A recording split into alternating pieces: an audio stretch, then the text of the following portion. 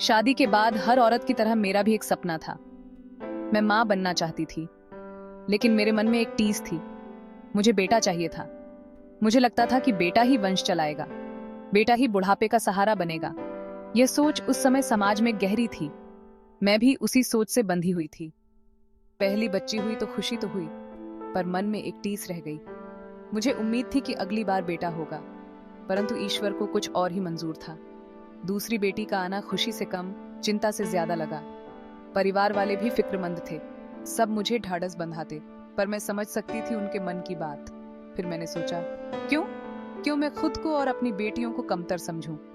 ईश्वर ने मुझे दो दो परी दी है, यही मेरे जीवन का सत्य है। स्नेहा की कहानी हर उस माँ की है जो समाज के कहने में आ जाती है और सोचती है कि बेटे ही सब कुछ होते हैं, लेकिन बाद में उन्हें अपनी बेटियों में ही अपनी दुनिया दिखती है। मैंने ठान लिया कि मैं अपनी बेटियों को बहुत अच्छा पालूंगी, उन्हें पढ़ाऊंगी, लिखाऊंगी, उन्हें अपने पैरों पर खड़ा करूंगी। मैंने अपने पति से भी यही कहा। मेरे पति ने मेरा पूरा साथ दिया। उन्होंने कहा कि बेटा बेटी में कोई फर्क नहीं होता, बेटियां भी बेटों से कम नहीं होती। हम दोनों ने मिलकर अपनी बेटियों को अच्छी शिक्षा दिलाई, उन्हें हर वो मौका दिया जो एक बेटे को मिलता है। उनके सपनों को पूरा करने में कोई कमी नहीं छोड़ी। मेरी बेटियां भी मेहनती और समझदार थीं। वे पढ़ाई में बहुत अच्छी थीं। उन्होंने बहुत मेहनत की और अच्छे नंबरों से परीक्षाएं पास की। स्नेहा और अमूल्या ने मिलकर अपनी बेटियों के सपनों को उड़ान दी और उनकी मेहनत रंग लाई।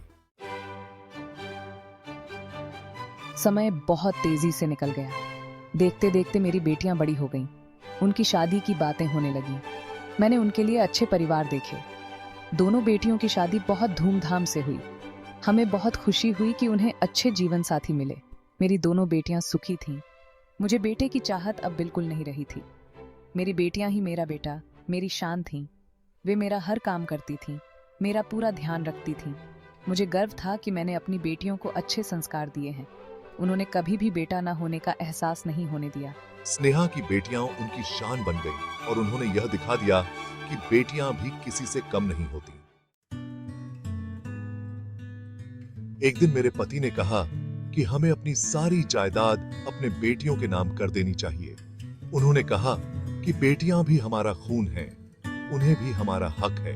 मैं उनके विचारों से सहमत थी। हमारे समाज में बेटियों को जायदाद में हिस्सा कम ही मिलता है, लेकिन हमने फैसला किया कि हम ये रीति नहीं निभाएंगे। हमने वकील को बुलाकर सारी जायदाद अपने बेटियों के नाम कर दी। जब हमने ये बात अपनी बेटियों को बताई तो वे बहुत भावुक हो गए। उन्होंने कहा कि उन्हें हमारी जायदाद में कोई रुचि नहीं है। उनके लिए हमारा प्यार और आशीर्वाद ही सबसे बड़ी दौलत है।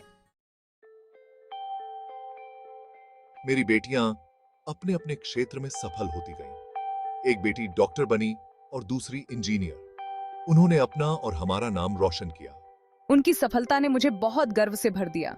मुझे एहसास हुआ कि अगर मैं अपनी बेटियों को बेटे की चाहत में दबा देती तो शायद वे यह मुकाम हासिल न कर पाती।